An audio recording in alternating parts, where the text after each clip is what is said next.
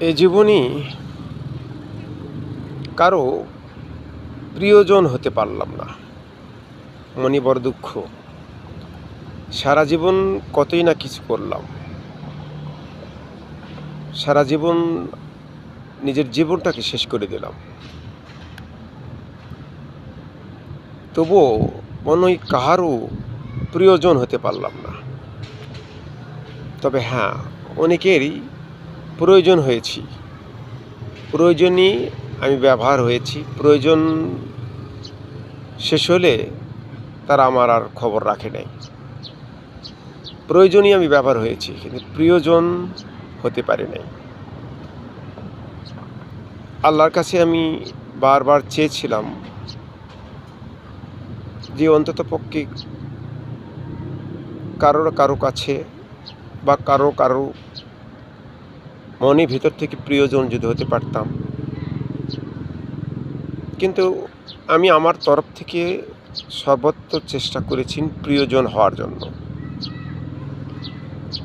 তবুও কেন যেন মনে হয়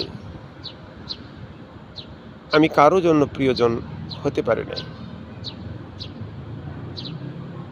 জানি না আমার ব্যর্থতা, না আল্লাহ চায়নি এমন কিছু। তবে আল্লাহর কাছে আমি প্রিয়জন হয়তোবা, কারণ আল্লাহ সকল বান্দা আল্লাহর কাছে প্রিয়। আমি আল্লাহর কাছে হয়তো প্রিয়, কিন্তু কোনো মানুষের কাছে প্রিয় হতে পেরেছি এটা আমার মনে হয় না। জানি না কেন মনে অজান্তে কার প্রিয় কিনা, তবে আমি হতে পারি নাই মনে হয়। এ দুনিয়ায় সবাই নিজের স্বার্থর প্রয়োজনে থাকে। টাকা পয়সা, ধন দৌলত।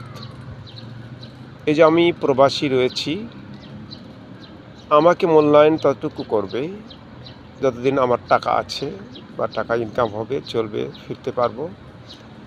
যখন টাকা থাকবে না বা আমি দেশে যাব, তখন কি আমাকে সঠিক মূল্যায়ন করা হবে? আমি কি পাবো সঠিক মূল্যায়ন? আমি তো নিশ্চিত নই। আমি কি সবার প্রিয়জন হতে পারবো? আমি পারছি না তাদের প্রিয়জন হতে, শুধু প্রয়োজনই হচ্ছি। আমি চাই অনেকের প্রিয়জন হতে, সে যে কেউ হতে পারে। আমি মারা গেলে কার কি আসে যায়? অনেকের মনে হবে যে মারা গেল রে।